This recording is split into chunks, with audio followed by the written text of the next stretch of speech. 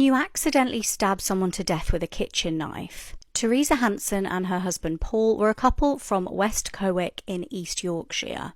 They were apparent childhood sweethearts and had met in the 1980s and been inseparable ever since.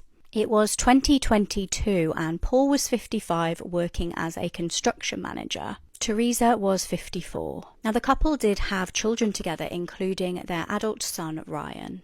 Just after Christmas that year, the couple had been reportedly arguing. Paul had been drinking quite a lot more than usual over the festive season, and Teresa wasn't happy about this. She decided to broach the subject with him while she was cooking one day. Teresa claimed that she was chopping onions for a dish she was making when he came into the kitchen on the 28th of December. She said he was verbally abusive to her, which wasn't out of the ordinary. He was calling her names and was saying to throw the effing dinner in the bin. She stated that he was getting more and more irate with her, and when she turned around, he walked into the knife that she was holding. The knife went into Paul's heart, and in a panic, Teresa called 999. She attempted to cover the wound over and save him, but tragically he died from blood loss. At Teresa's trial, the judge actually stated to Teresa that he believed she didn't intend to kill her husband. However, he did state that he does believe that she intended to hurt him. He said that she experienced a moment of violence. Teresa and Paul's children pleaded with the judge to be lenient with their mother, but she was jailed for life. Moving dolls caught on camera. Why, bro? I know you're scared of dolls, and these ones are pretty creepy. So it's a video of a little girl. Like a home video type? Yes, it's an old video that was taken like years ago. She's just talking to the camera, doing like a show and tell of a kitchen set that she received. She also mentions that it's for her YouTube channel, which her parents explained that on her YouTube channel she just does toy reviews and pretend playtime videos. And in the background there's a doll. It slowly starts raising its hand. See, now I feel like I might believe this a little bit more. She turns around, but like she doesn't really like see anything. She doesn't think anything too much of it. She continues to review her toy, and then she looks in the camera like on her phone, I guess, And she sees it move again. and then she looks back at it and it falls, and then she fucking dibs, bro. Dos cuchillos amarillos iguales. Después, las tacitas. Tengo esta tacita, rosita, y esta tacita. Como sucia. It dropped like Huevo.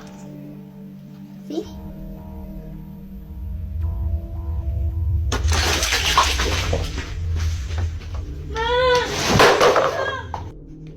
That is not staged, bro. Because the shit started falling, bro. She was out of that bitch. The way she reacted and stuff, and I feel like it's hard for a little kid to act. I feel like you can tell whenever they're acting, or like when they're being forced to do something. She was enjoying herself. This is flaying, one of the worst forms of punishment explained. Flaying truly is one of the worst ancient methods of torture and execution, and many cartel organizations still use it to this day. So let me tell you what it would be like to be skinned alive. First of all, you're in for a bit of a process. Human skin just doesn't slide off your body. You would need to be tenderized a little bit. Either you will be placed in the sun all day until you're burnt to a crisp, or dipped into boiling water. Which one would you prefer? But, sadly, that's not even the worst part. Instead of having time to recover from your smoldering pain, the flaying process will begin. The skin on your face will be sliced off first, because it's the easiest and the most accessible. The cut will extend beneath all layers of skin just above the muscle. After, small punctures will be made all over your body to score the flesh. Then, very long, thin pieces will be cut and peeled off of you, like you're just some kind of fruit. You will feel every single nerve ending as it is dissected, and these nerves extend into even your deepest layer of skin.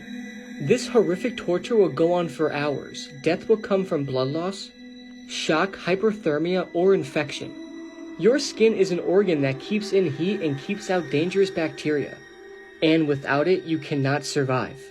You will then be forced to enjoy your agony up to an entire day before your system gives out. This is just awful, and can you actually imagine this happening to you? This man is pure evil, and this case makes me realize that not everyone deserves to have kids. Sterling Cummings spent 45 days in jail 10 years ago for shaking his first baby. He's now been charged with murdering his second son. In August of 2012, Sterling was arrested for shaking his 3-week-old son named Andy so badly that he went fully blind and now has cerebral palsy. Sterling and the baby's mom, Brianne, were charged with child abuse, but from what I can find, Brianne left the state and was never prosecuted. As for Sterling, he was sentenced to 45 days in jail. That's it, 45 days in jail for permanently injuring his 3-week-old baby. His children were then placed into foster care, but Sterling would go on to get arrested again in 2015 in an unrelated incident for beating and strangling a woman. Fast forward to May of 2021. Paramedics were called to Sterling's home in Greensboro, North Carolina, and found his 3-month-old son, Waylon, unresponsive. According to Waylon's mom, she left the house to go and grab some food, and at that time, Waylon was perfectly healthy. When she returned home, she noticed that the bottle of milk that she made Waylon was untouched, and when she asked Sterling about this, he said that he didn't hear Waylon, so he didn't bother to feed him. And when she checked on her son, he wasn't breathing. Waylon later died at the hospital where he was found to have retinal hemorrhaging and an abnormal MRI.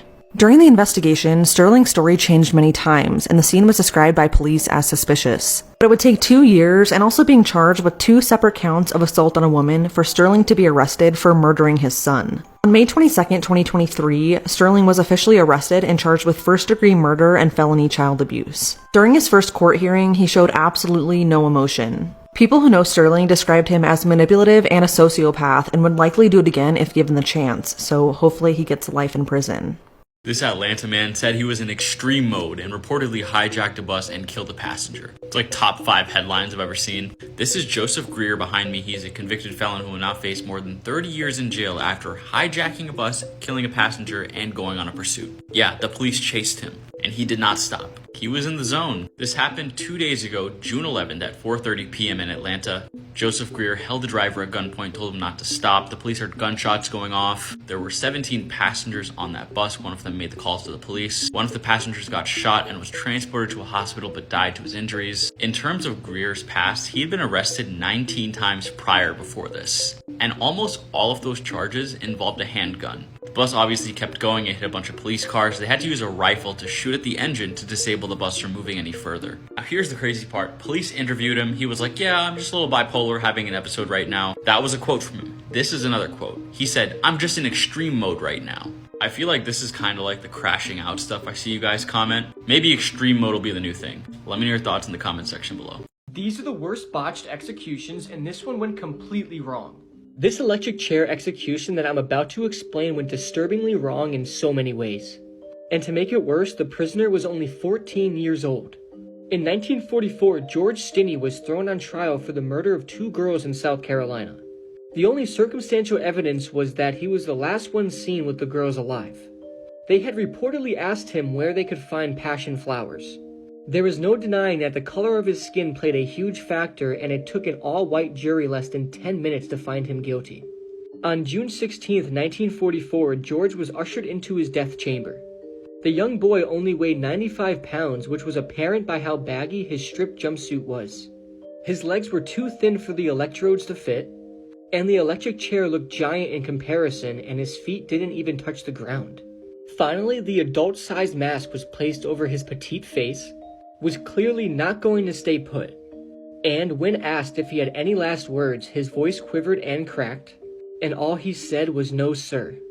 When the switch was flipped to begin the execution, his small body shook violently. This dislodged the mask, revealing his tear-drenched, pain-riddled face and wide blood-red eyes. He smoked and burned and writhed, filling the chamber with a pungent stench of cooking flesh. After the first round, George still wasn't dead. Another round was administered, causing his face to contort further. His eyes bulged, and it almost looked as if he was sizzling. But he was still breathing. Finally, after the third round, George was pronounced dead. But the largest mishap of all wasn't revealed until decades later, when his guilty verdict was overturned. This is just insane to wrap your head around, and this literally happened less than 100 years ago. Everyone needs to take a good look at this baby because she's been missing since at least late April, and now 5 people have been arrested in connection to her disappearance. This is 8-month-old Maya Tucker Rudd. She was last known to be with her parents, Cage and Tesla, at their home in Reynolds Station, Kentucky. Both Cage and Tesla have a history of drug offenses, and on May 30th, some of their family notified CPS that they hadn't seen baby Maya in weeks. This obviously sparked an investigation, and when CPS couldn't locate her, they called Kentucky State Police to conduct a welfare check at their home on Deanfield Church Road. Baby Maya was was nowhere to be found, but a large amount of drugs was found inside the home. Not long after, both Cage and Tesla were arrested at a motel about 30 minutes away and were in possession of a large amount of drugs as well, including fentanyl. They lied to police and said that family services had taken Maya. CPS had previously taken 3 older children from the home and had plans to take Maya as well to be with her siblings, but before that could happen, Maya vanished. And it's now been months since she was last seen by anybody. Cage and Tesla have not been cooperative in the search for baby Maya either. They have both been arrested on multiple drug charges, trafficking, abandonment of a minor, and are facing child abuse. Maya's grandparents, Ricky Smith and Billy Rudd, have also been arrested in connection to her disappearance. At the time of her disappearance, Maya's grandpa Ricky was living with them at their home, and police say that he was using the home as a trafficking base. At the time of his arrest, he had a ton of drugs on him. He's facing drug trafficking and child abuse charges, as well as having weapons as a convicted felon. Maya's grandma Billy was arrested on a domestic violence warrant from late last year. A 5th person was arrested in relation to Maya's disappearance as well. His name is Timothy Roach, and as of right now, it's not clear how he's tied into everything. Although when police pulled up to search their house, Timothy was in their driveway and had thrown drugs underneath his car. They are all being held in the Ohio County Detention Center. Authorities have brought in cadaver dogs to search for Maya near a wooded area and a church on Hardin Road, which is not even a mile from the family's home, but so far they haven't found anything. The fact that an 8-month-old hasn't been seen for months is horrifying, yet police say that this does not meet the requirements for an Amber Alert. She was born in October and sadly tested positive for meth, so police are wondering if she could have possibly been sold for drugs. Where is baby Maya? If you have any information about this case, please call 270-826-3312. Really love it when a killer thinks they've gotten away with it and then things just start crumbling around them. It was 1991 in Los Altos, San Francisco. Local woman Dawn Sanchez was 32 at the time and living in a motel. She was making ends meet through S-work and was dating a man named Bernardo Bass. He was physically abusive towards Dawn, so when she suddenly disappeared, he was prime suspect. She was last seen on the 30th of August on the year in question. Now, when police questioned Bernardo, he actually claimed to barely know Dawn. But then police discovered letters from him to Dawn talking about their future together and how he wanted a family with her. Investigators knew that he was more involved than he was letting on. But why was he trying to distance himself from Dawn if he had nothing to hide? One of Bernardo's associates, William Alcorn, actually contacted police. He claimed that he'd been in Bernardo's car with Bernardo and Dawn when the pair had got into an argument. They'd all apparently been in an abandoned car park. He said that Bernardo shot and killed Dawn. Now, officers decided to go to Bernardo's home and try and search it. They sent cadaver dogs in, and they did get a hit. The dogs indicated the scent of death, but unfortunately there was no other evidence to link Bernardo to a crime. Despite extensive searches, they really couldn't find Dawn's body. They also couldn't find the car that she'd apparently been killed in. The scent of death and one man's word about this murder unfortunately wasn't enough to convict Bernardo. He remained a free man, and Dawn's disappearance remained a chilling mystery. That was until a breakthrough in 2007. Investigators decided to examine that abandoned car park. They wondered if the car had been buried somewhere with evidence in it. At this point, they got NASA engineers involved. They used their specialist technology to scan magnetic data below the surface of the ground. Now, this was a huge turning point in the case. They were able to locate exactly where a vehicle was buried. They dug up the car park and they did find the car that Dawn had been killed in. Now, tragically, Dawn's remains were never found, and they are likely to never be. Frustratingly, Bernardo only got 6 years in prison for manslaughter. However, the breakthrough did give Dawn's family some sort of sense of closure. This woman who disappeared after a crash has now been found dead in a trunk inside of a used car lot. The woman's name is Samantha McCohen, and this happened in Mississippi. On June 7th, just a few days ago, she was seen on a CCTV camera crashing her car and then fleeing the scene. She didn't drive away, she walked away. The police tried really hard to locate her and contact her, but her phone was in her car. Now, her body was found inside of a used car lot in a trunk on June 10th, 3 days after the accident. Obviously, they ran a forensics report and it came back positive for it being Samantha McCohen behind me. The weird thing about this, even though she was found in a trunk, no foul play is suspected. Now, I'm not sure how she ended up inside of a used car lot trunk, but I feel like there had to be some steps to get there.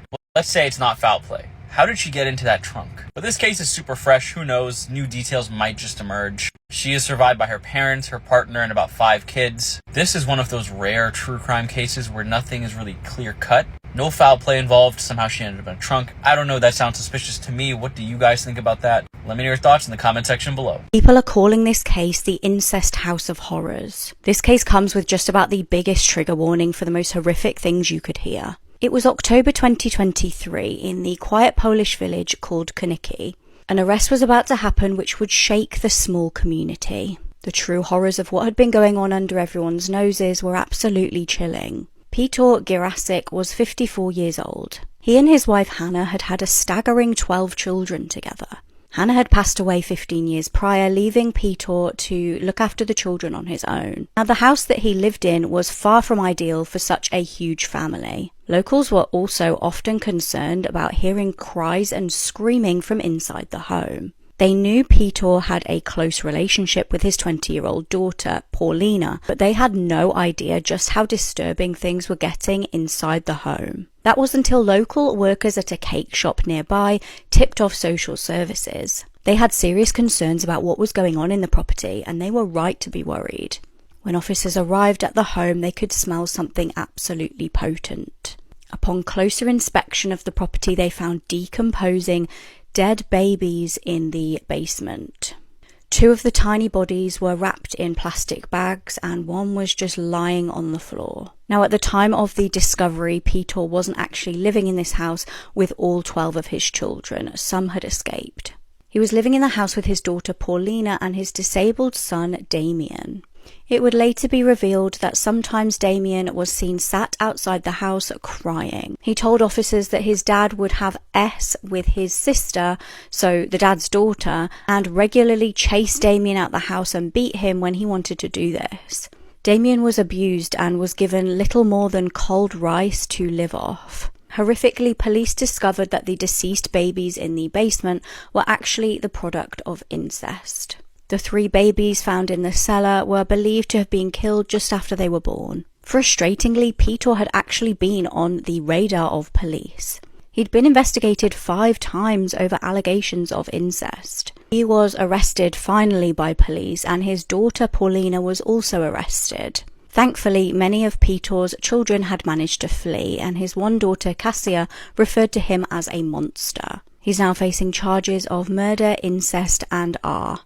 Visiting this place could get you killed. This is Pedophile Island, North Fox Island in Michigan. This island has an airstrip built on it by the pedophile owner that he used to fly children in and out of here back in the 1970s. We had a flight set up to get there with people that were local, and they canceled on us 2 days in a row. They even claimed that the runway was going to be too muddy. So instead of giving up, we found someone with a boat and we made our way out there.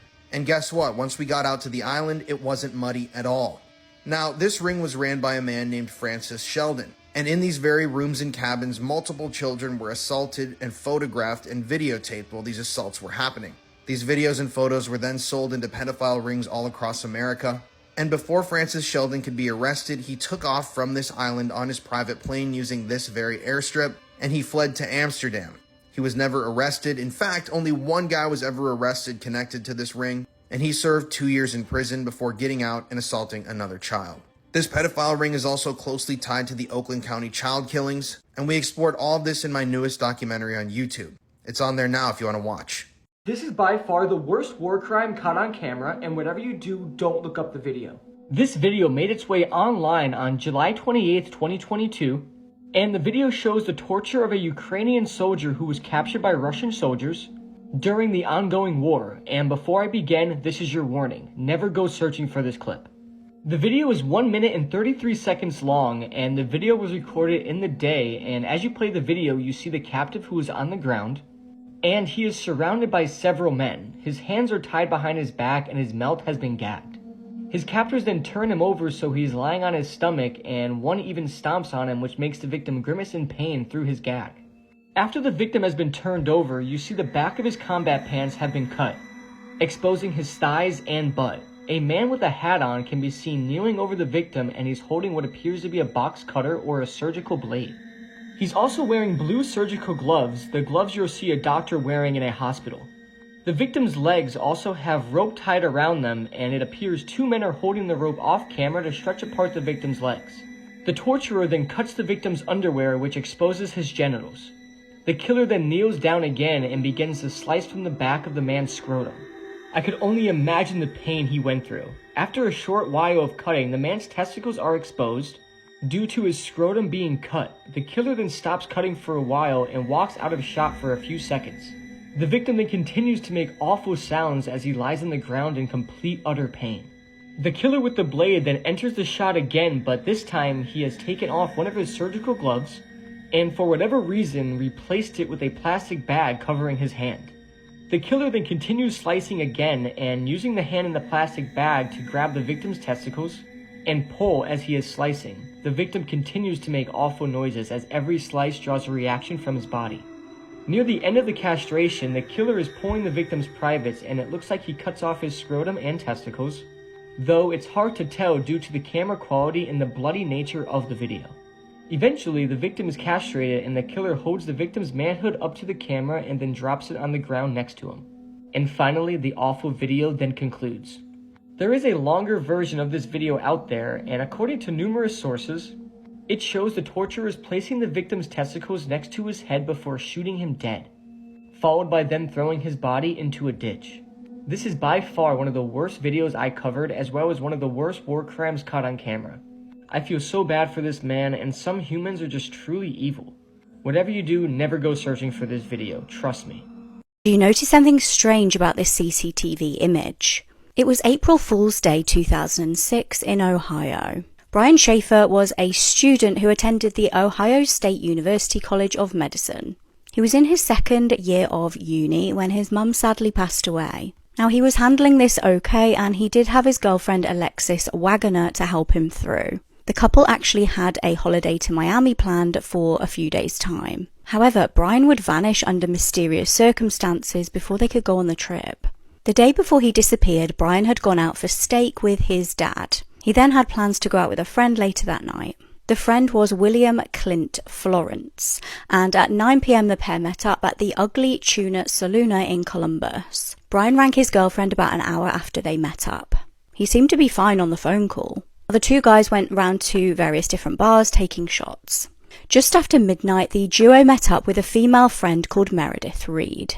She gave them a lift back to the original bar that they'd first met up at, and they had a drink there together. At some point during this drink, Brian had disappeared. Meredith and Clint tried to find him, but he'd literally vanished into thin air. The bar ended up closing at 2 a.m. and Brian still had not reappeared. They presumed that maybe, he's just gone home without telling them, as people do sometimes when they're drinking. He never showed up though, and he missed his flight to Miami for that holiday with his girlfriend. It was at this point that his loved ones notified police. A huge search began and police scoured CCTV images. He was last captured on camera at 1:55 a.m. chatting to two females, and then he moved out of the shot of the camera. He's never been seen again. Now, 6 blocks away from the bar, Brian's car was left untouched. Sadly, Brian's dad, Randy, who, as I said, had already lost his wife very recently, had to continue looking for Brian on his own. He searched relentlessly for Brian without success. Tragically, in 2008, he would pass away too. His body was found by neighbours after a horrible thunderstorm. He'd been struck by a branch from a tree. After his death, an obituary was posted online and a message was left stating, "To Dad, love Brian, brackets, US Virgin Islands." Now, police looked into this and discovered it was a sick hoax. Now, some believe that Brian's friend Clint knows more than he's letting on. He was the only one out of Brian's friends that refused to take a lie detector test. Now, the rest of the friends did take one and they all passed. Brian's case is still unsolved to this day. The other Epstein Island is something we need to talk about. This TikTok is incredibly disturbing, so viewer discretion is advised. This is North Fox Island in Lake Michigan. And in the 1970s, one of the nation's largest pedophile and CP rings was being run off of this island. And oh yeah, the guy who was running it escaped justice. This is Frank Sheldon. He was like the Epstein of his time. He was a millionaire socialite who knew a lot of people in politics, and the communities surrounding North Fox Island knew him as Uncle Frank. Now, at some point in the late 60s, early 70s, Frank Sheldon actually purchased North Fox Island, so the island was his personal playground. And at one point, Frank met this guy, Gerald S. Richards. Gerald was a hardcore pedophile, and he and Frank came up with a plan. Together, Frank and Gerald created an organization called Brother Paul's. Their organization stated that they were flying disenfranchised children out to their island so that they could show them a good time camping in the woods. But once these children got out there to the island, they weren't camping. Almost immediately, they were forced to remove all clothing. Some of the boys were then assaulted on camera, and there are rumors that some of these children never made it off of the island. I will say here that the FBI has never thoroughly searched the island. They've never brought cadaver dogs out there, ground penetrating radar, so it's unknown if there are bodies buried out there. This man's name is Adam Starchild. He was a pedophile lawyer who helped Frank and Gerald organize their organization. And together, they organized this thing so that they would get tax breaks from the government. That's right, Francis Sheldon was paid by the United States government to take children out to this island. It's almost like foster care, where parents are given tax breaks and other financial incentives to help these children out. That's what was happening here with Frank. But once these kids got to the island, it was literally hell on earth. It's unknown exactly who in all visited this island during the Rings operation. That's because, according to the FBI, all of their information on North Fox Island was lost in a flood. I'm not kidding, you can Google that, that is their real excuse. Francis Sheldon had an airstrip installed on the island so that he could fly in and out at any time. Here's a photo of some of the children from North Fox Island. I'm just going to let that sit with you, how disturbing this is. But at one point, a few brave children began telling their parents about what was happening on North Fox Island. This was after dozens, hundreds of children had been abused. And somebody in the FBI or the local authorities tipped Francis Sheldon off, and before he could be arrested, he flew off of his island on his private plane and flew all the way to the Netherlands. That's right, Francis Frank Sheldon never served a day in prison for his crimes, for victimizing hundreds of children. In fact, only one person ever served time in prison for this stuff. None of the hundreds of pedophiles that were purchasing this material produced on the island, none of the men that visited the island, nobody except Gerald Richards, the guy who helped start this organization. And guess how much time he got in prison? 2 years. And then after he got out, he assaulted another child and was sent back to prison. I actually visited North Fox Island recently while filming my documentary about all of this. It was extremely hard to get to, a 2.5-hour boat ride. Here's the airstrip. Here's a photo of Frank Sheldon's personal cabin, the ruins of it. And here's a photo of one of the cabins where the CP was produced. This island is also closely tied into the story of the Oakland County child killings. 4 unsolved murders of children, and that is a whole can of worms we'll have to talk about in another TikTok. If you want to watch the video, you should definitely go check it out. This is its title on YouTube. We dive deep into this entire thing, exposing all of these sickos. And YouTube demonetized my video, so your guys' viewership would really be appreciated so we can get the word out about all this stuff.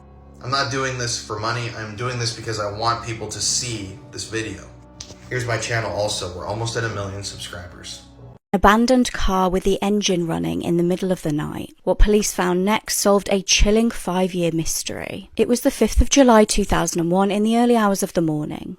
As police patrolled around Southern California, they spotted something that concerned them. It was an abandoned car with the engine still running. Now, alarm bells rang because the windscreen wipers were still going and the keys were in the ignition. Who would leave a vehicle like that at 4 a.m? When they took a closer look, they were even more concerned. There were bullet holes on the bonnet, the doors, and the windscreen. There was also blood covering the inside of the car. Clearly, a hideous crime had taken place. Now, they collected evidence from inside the vehicle, and they recovered a woman's bag with a phone in it and a sandal. There was also a scrape down the side of the car indicating that it may have come into contact with another vehicle. Had there been a collision, or had potentially somebody ran this car off the road? After running the number plate of the car, they identified the owner to be 20-year-old Megan Barroso. So where was she? Police set about interviewing her friends and associates. It transpired that she'd last been seen alive leaving an Independence Day barbecue at around 2:45 a.m. Now, loved ones confirmed she had no enemies. She was a very well-liked girl. Nobody really had a motive to try and hurt her in any way. Forensic experts started examining the blood at the scene and determined that due to a lack of blood outside of the vehicle, she must have been moved from the original vehicle to another car.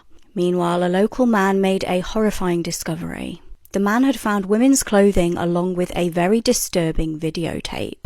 The clothing and tape were found at his home, and this is the home that he shared with his roommate, electrician Vincent Sanchez. In the horrific video, a man wearing a mask appears to be R-ing several women. Now, despite the mask, the man who found the tape just knew who this was. This was Vincent in this tape. Police arrested Vincent straight away and found damning evidence at his house linking him to Megan's murder. Megan's jacket with a bullet hole was found in a bin by the side of the house. Then, just weeks later, tragically, Megan's remains were found just 10 miles away from where her car was discovered. Her killer had shot her and then thrown her body into a ravine to slowly die. But this case was not closed, and Megan's murder was just the tip of the iceberg.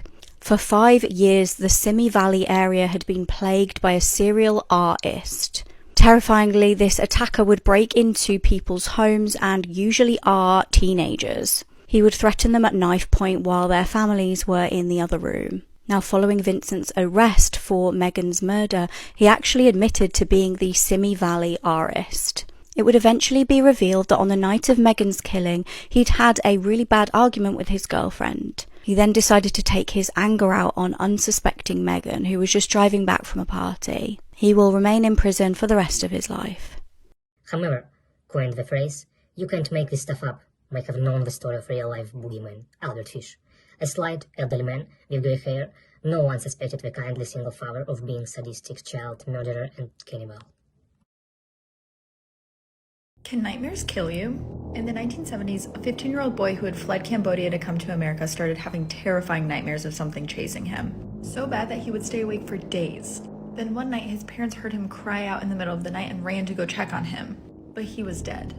But then the same exact thing happened in the 80s to 130 other immigrant men. These deaths were referred to as nightmare deaths and even inspired the movie A Nightmare on Elm Street. Some people hypothesized that maybe all of the men had something wrong with their hearts. Or maybe it was the stress of immigrating from a war-torn area. But the one thing they all had in common was that they all cried out in their sleep before it happened. The deaths eventually tapered off, but to this day, no one knows what caused them. I ended my boyfriend's life when I found out something I wasn't supposed to know. I'm Shayna Hubers, and I started dating Ryan Poston. I was already known for my aggressive nature, but in our relationship, I became a very controlling, obsessive, and abusive girlfriend. This went on for a while. Ryan tried to end the relationship several times, but I refused. Until one day he got tired and broke off the relationship for good. I couldn't accept that. I lost my mind and didn't leave his house. The next morning before I left, I logged into his Facebook and found out something that made me go insane. He had arranged a date with another woman. I couldn't let that happen.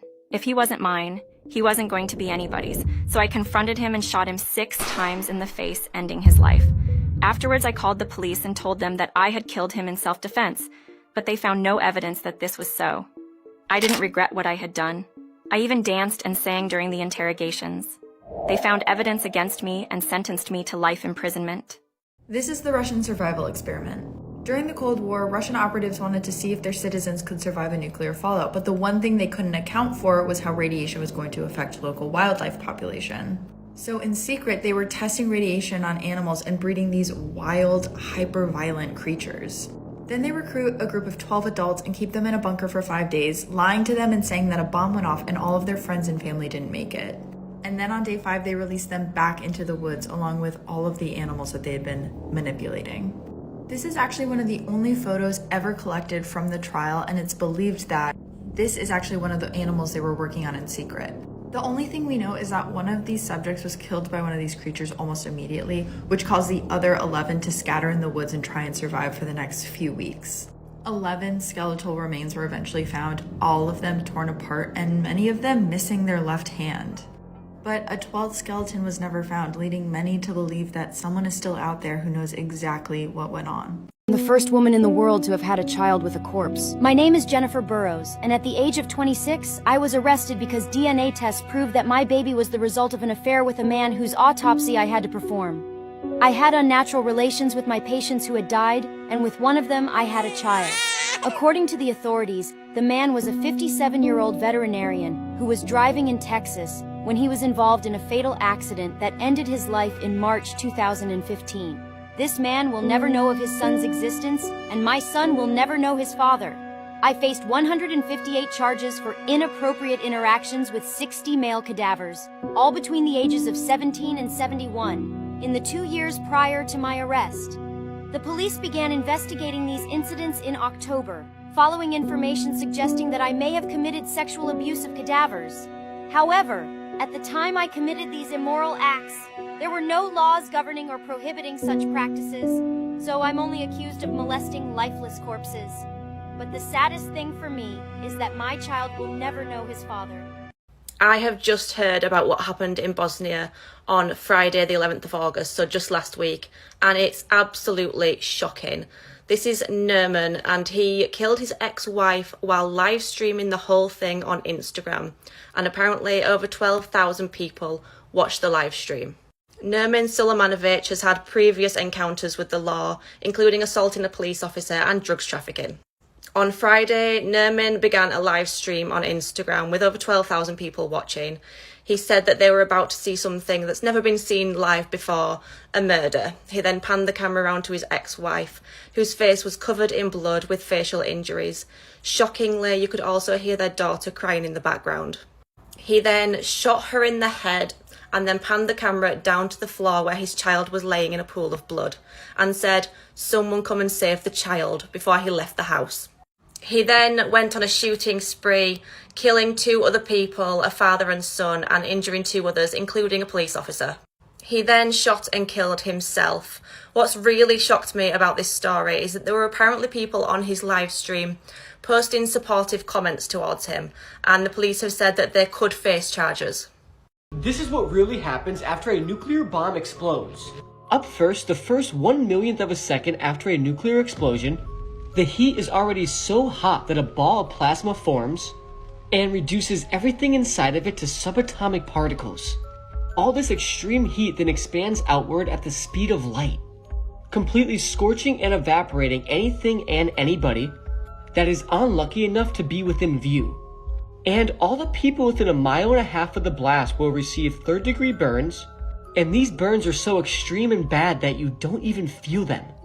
The shockwave is a sphere of high-pressure air that expands outwards faster than the speed of sound, which is just insane. And when it hits the ground, it reflects back up to recombine with itself, forming what's called a max stem, shaving the city down to absolutely nothing. The shockwave will then leave behind a pressure vacuum, which sucks all the air back in with hurricane-force winds.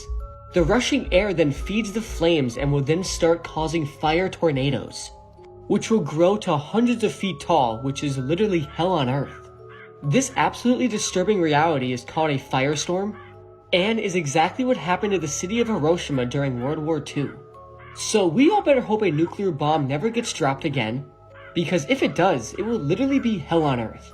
You should never eat the Chick-fil-A or Popeye's chicken sandwich again. Okay, so we all had the Popeyes and Chick-fil-A chicken sandwich in our lives.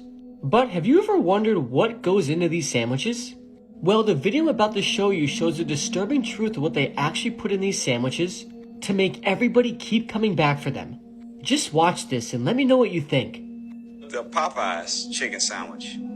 Come to find out, they have over 40 ingredients in the Popeyes chicken sandwich. 32 of them were man-made chemicals. And I said, well, let's see what Chick-fil-A has. Over 50 chemicals in the chicken sandwich. Over 40 of them were man-made chemicals. I said, so hell, this is a dope sandwich. So they really are flipping birds over there. Because there's no way in the world to justify. So whenever I seen that, I said it in a message, and someone took the clip of it and then went on the website of Chick-fil-A, had it broke down where they were clicking on it, showing all of the ingredients and these chemicals that were in it. Do you know the next day, Chick-fil-A took that down off their website? So now you can't find the ingredients to the Chick-fil-A sandwich or the Popeyes chicken sandwich, because they don't want you to know that they're drugging you, that they're doping you, that they have you wanting the food not for nutrition or value, but because you become addicted by the MSG and the other chemicals that they've inserted in that also are immune. Abby Fisher was brutally murdered just 6 months after becoming a new mother after 3 rounds of IVF. Her murderer was her own husband and the father to her baby. Abby, a primary school teacher with a passion for science, was reported missing from her house in Castleford, West Yorkshire, on the 9th of July 2022 by her husband, Matthew Fisher. He then posted on Facebook saying, "Has anyone seen Abby? If you have, can you let me know or tell her to give me a ring?" He told police that Abby had been upset the night before at the prospect of returning to work, and that he'd woken up the next day to find her gone. In actual fact, he'd murdered Abby the night before and then left their daughter at home while he drove 12 miles to dump her body. Abby's partially clothed body was found the next day in a lay-by and she was covered with bushes. She had soft tissue injuries to her head, chest and abdomen, and she'd been strangled to death. Gaffer tape found near her body had Matthew's fingerprints all over it. Police, of course, checked CCTV and they saw Matthew's car leaving Castleford around 4 a.m. and crossing over into South Yorkshire. It was then seen arriving back around 9:30 a.m., 50 minutes before he reported her missing, and his phone signal put him in the exact spot where Abby was found between 8:20 a.m. and 8:56 a.m. Matthew had sat with Abby's heartbroken parents while they hoped and prayed that she'd be found safe. He comforted them, knowing that she was already dead. Heartbreakingly, it was discovered that in the days leading up to her death, Abby had searched for things like, "Why does my husband hate me?" and "Is marriage counselling available on the NHS?" Eventually, Matthew did confess to killing Abby, saying that they'd had an argument and he'd beaten and strangled her to death after she threatened to move back in with her parents. On November 10th, 2022, he was sentenced to life in prison with a minimum of 15 years.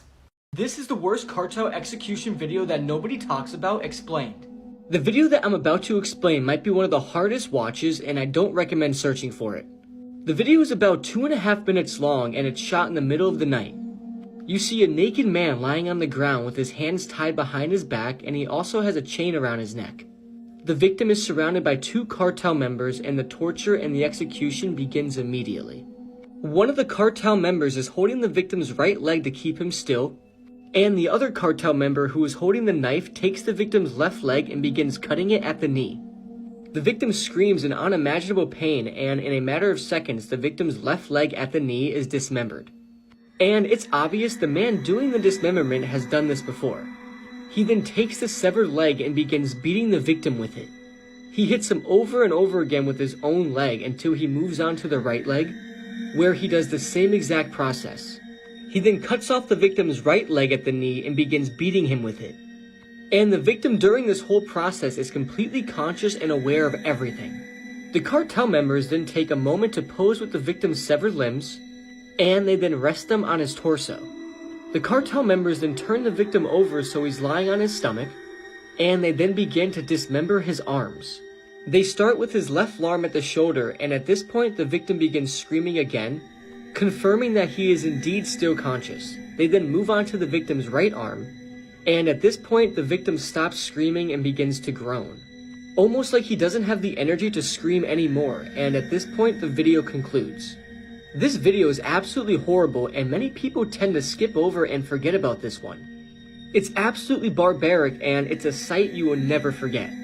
Whatever you do, please stay curious and never go searching for this video because it will most likely mess you up. I will never get over the fact that stuff like this happens every single day on this planet. When this girl vanished from school, it would take 9 years and another disappearance before the truth came out. Kara Kopetsky from Missouri was 17 when she vanished. It was the 4th of May 2007 and classmates had reportedly seen Kara leave school early. Now, a month prior to this, Kara had been struggling. She'd separated from her abusive boyfriend, 18-year-old Kyler Yost. The pair had had a volatile relationship, and a week prior to her disappearance, Kara actually filed a restraining order against him. This was in relation to a very disturbing incident when he had kidnapped her and refused to let her leave his car. Obviously, the investigators were very suspicious of her ex-boyfriend, but they just didn't have any concrete evidence to arrest him or charge him with a crime. It would be 9 years before there was any kind of update. In this time, Kyler had spent some time in prison for various charges, unsurprisingly including DV. He was also imprisoned for, and trigger warning here for animals, animal abuse. Now, as you may know, one strong predictor for somebody going on to become a serial killer is abusing animals in the first instance. Frustratingly, he was let out of prison though and went to a party on the 8th of September 2016. Guests at the party saw him leave with Jessica Runyons. When 21-year-old Jessica didn't return home, alarm bells started ringing. Now, the concerns were exacerbated at 2 a.m. the next morning when Jessica's car was disturbingly found burning by the side of the road. Now, Kyler was arrested again, but frustratingly, despite suspicions, there was no evidence to charge him for a crime. He was now highly suspected in the area for the disappearance of the two young girls. The following year, in April 2017, a mushroom hunter made a grim discovery. A body was found in Cass County, Missouri. Then another body nearby. Both girls had been discovered, but it would be a little while until they were officially identified. Strangely, Kyler tried to blame his deceased half-brother for the killings. His half-brother, Jessup Carter, had spent some time in jail and taken his own life back in 2018 prior to Kyler's trial. Despite him obviously trying to pin it on his family member, Kyler was found guilty of the killings of both girls. He was given life in prison plus 15 years. The Titanic is haunted, and let me tell you why. So obviously you probably know the story of the Titanic. On April 15th, 1912, this massive ship sunk and over 1,500 people died. But something interesting is that the Titanic ended up sinking so deep that the full ship has never been recovered. But over the years, a number of artifacts have been recovered from the old wreck and have been brought to the surface to be put in museums across the US and the world. And a number of employees from the Titanic museums that operate in the US have ghost stories. Yes, this is a museum in Pigeon Forge, Tennessee that has a number of artifacts from the Titanic, and they've even recreated some of the areas from the ship inside of the museum, like this, the Grand Staircase. A lot of these museums have ghost stories that come from them, employees that see figures, they hear voices, and they think that the spirits of the passengers who died aboard the Titanic are attached to their personal belongings and objects that were retrieved from the bottom of the ocean. I'm going to play you a clip right now from a video that I posted on YouTube where I asked an employee of one of these museums if they've ever had any paranormal encounters in the building, and what she told me was shocking. Here you go. I have a question for you that I was supposed to ask you. You have had a paranormal experience here? Like what? Really? You've actually seen... Can you tell me more about it? Because I'm super into paranormal stuff. Well, there is a very tall demonic looking man in Interactive.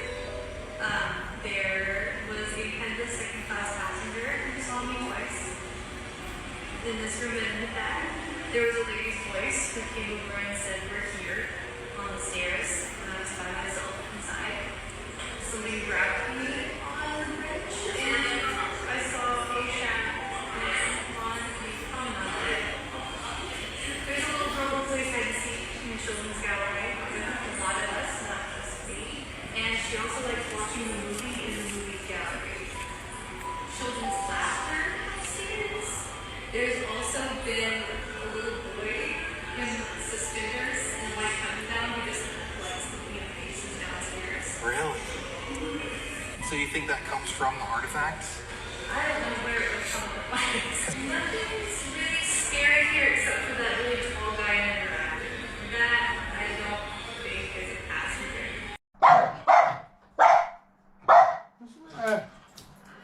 What? Nothing there, mate. Nothing there. What? There's nothing there. This is how a random discovery of an animal bone solved a murder case. Zoe Campos was just 18 years old when she vanished. It was the 17th of November 2013 in Lubbock, Texas. On the night in question, Zoe had gone out for some food with her sister Savannah. The pair ate and then went back to Zoe's flat and watched a film. Zoe then told her sister she would be spending a little bit of time with a friend called Carlos and then picking up her mum from work. Zoe sent a text to her mum at around 1:30 in the morning saying she was en route to pick her up, but she never showed. Worryingly, her family didn't hear any more from Zoe and they started to get very concerned. They heard absolutely nothing of Zoe for 3 days until they found a clue. Zoe's auntie spotted Zoe's car being driven and noticed it was being driven by a random man. She desperately tried to chase the vehicle to see who was in it, but it disappeared. Concerningly, not long after that sighting, Zoe's car was found abandoned. Police interviewed Zoe's sister Savannah to try and get any further information that could help with the investigation. Savannah told them that the man that she was due to meet was called Carlos Rodriguez. Now, Savannah wasn't actually familiar with him, and neither were any of Zoe's friends. Police tracked him down, and he claimed the pair had met that night to smoke some substances. However, according to him, when Zoe came round, he realised he didn't have any substances, and Zoe just left to try and get some and never came back. This was obviously highly suspicious, but police didn't have any reason to actually charge him with a crime. Frustratingly, he was let go. Years later though, in 2017, Carlos was back on their radar. He got arrested for a disturbing unrelated stalking charge. Then in 2018, investigators got a tip. They were notified of a back garden in Lubbock near Carlos's old family home, and upon searching, they discovered a bone. Now, interestingly, the bone actually ended up being that of an animal. However, this was still very key to the progression of this case. Shortly after the bone being found, Carlos was questioned and he requested a lawyer. He reportedly then effectively kind of put his foot in it in this case, and he was heard on a prison phone call confessing that he had told an inmate what had happened to Zoe and somebody snitched on him. From this point, things started to really unravel for Carlos, and he eventually confessed to the killing. He said that after smoking substances, he had simply hallucinated and lost control.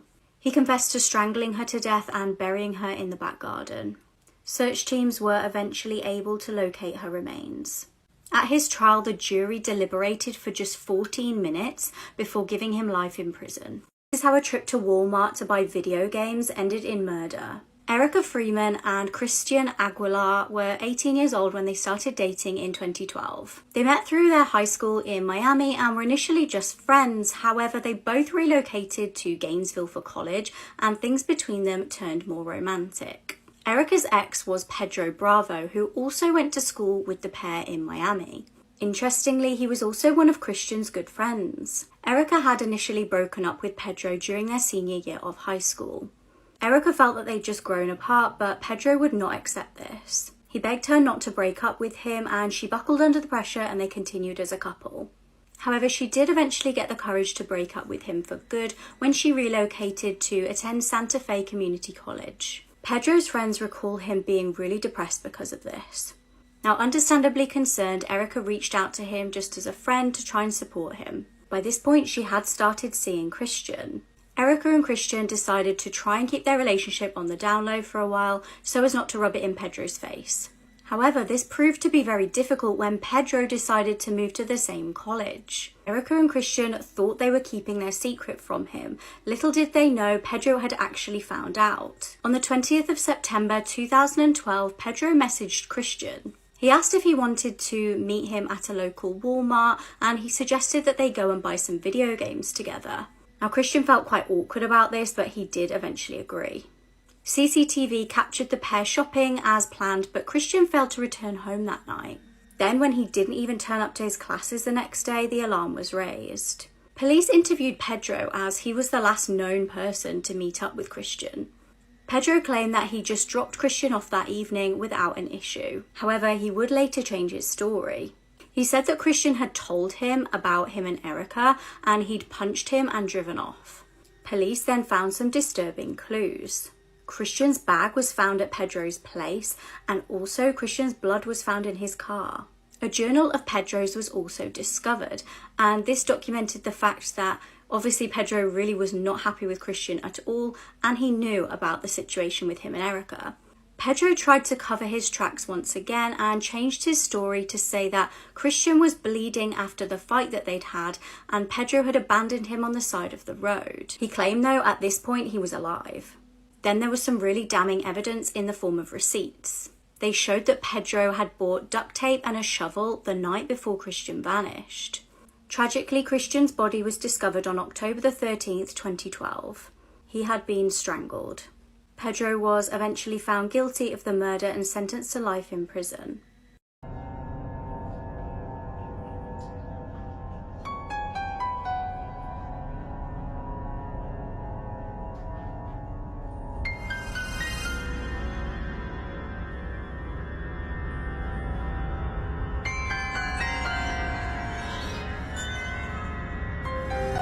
Infamous serial killer Son of Sam did not act alone.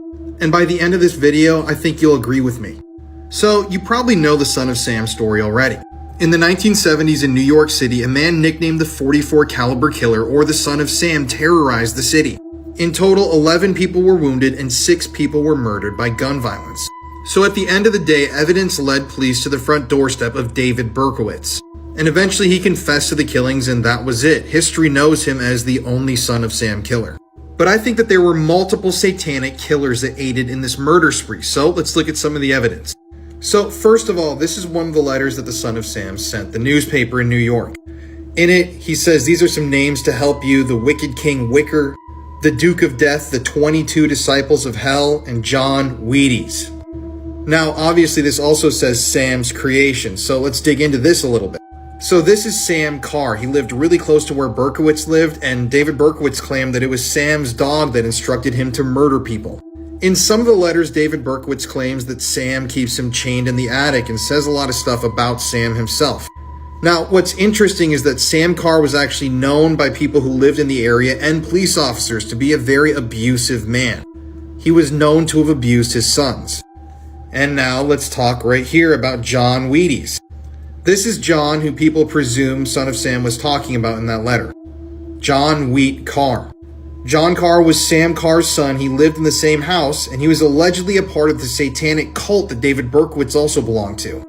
Now, one thing people always point out about the Son of Sam killings is that a lot of the sketches of the shooters just don't match up to David Berkowitz. But a lot of people point out that some of them eerily resemble John Carr himself. There's also Michael Carr, John's brother, who allegedly was also in the same satanic cult, and he bears an eerie resemblance to some of these sketches too. Now, there are a lot of strange details about John Carr's life and his possible involvement with this murder spree, but one of the strangest things I think about this entire case is how John Carr died right after Son of Sam, David Berkowitz, was arrested. So John Carr served in the Air Force in North Dakota, and right before David Berkowitz was arrested and found out to be the Son of Sam killer, he moved back to North Dakota. Now, what's interesting is that friends of John Carr who lived in North Dakota claimed later on that John had mentioned David Berkowitz's name a number of times before he was arrested. This is a proven link between the two, that he was very, very familiar with David Berkowitz. Other people who knew John Carr in North Dakota also claimed that he did satanic rituals in his house and outside of his house.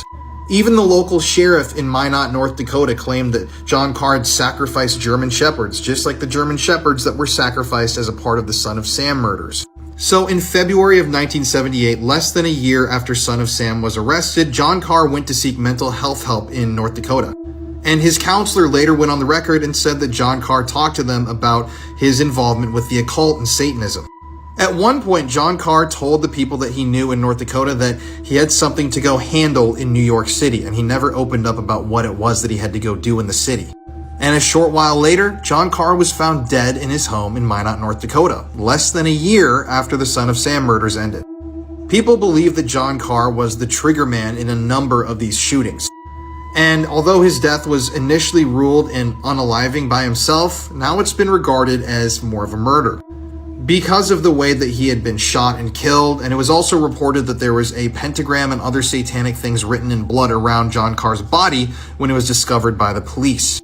Then there's Michael Carr, John Carr's brother. He also was reportedly a member of the Son of Sam cult, and it's also been reported that he was the trigger man in some of these killings. This is what people who research this case believe. And about a year and a half after David Berkowitz was arrested, Michael Carr died in a very suspicious car accident. He was driving really fast on the road in New York City, and he just smashed into something on the side of the road and died.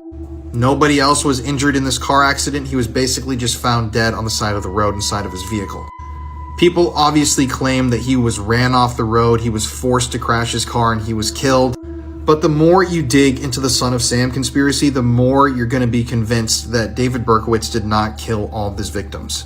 This is literally only the very, very beginning of this. If you want to hear more about this, let me know. I'm very passionate about this topic, so I'll make a part 2 if you guys want. Mysterious case absolutely does not sit right with me. Someone knows something and has not come forward. On the 12th of July 2015, 18-year-old Tiffany and her parents attended a graduation party in New Jersey. At around 9 p.m, one of Tiffany's friends spoke to her parents and claimed that they were really annoyed because Tiffany had used their debit card without permission. Tiffany initially denied this to her friend, but then did admit this to her mum Diane a little bit later. At this point, they were all outside Tiffany's house, and Diane went inside to find her husband. When she returned outside of the house, Tiffany had vanished. Now, they were able to see Tiffany on the deer cameras that they had outside the house. She appears to be walking down the driveway in her normal clothing and white headband.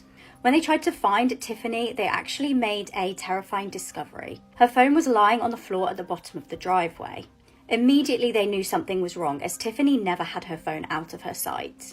At 11:30 p.m, her family called the police. Little did they know, 27 minutes earlier, Tiffany had been hit by a train. Frustratingly, pretty much straight away, police presumed this death to be a self-unaliving. However, that just didn't seem to fit with the evidence presented. All of Tiffany's family and friends said how much of an upbeat person she was and that she was really happy at the time. She was making plans for the future, and the autopsy also showed that she had a clean toxicology report. Now, in the deer cam footage, she was fully clothed, but when she was found, she was just in her underwear with no shoes on. Upsettingly, 2 weeks after her death, Tiffany's mum actually found her missing trainers and headband more than a mile away from the tracks. Could someone have murdered Tiffany and then dumped her body on the train tracks to make it look like she did this herself? Tiffany's parents certainly think so. They definitely suspect some foul play was involved.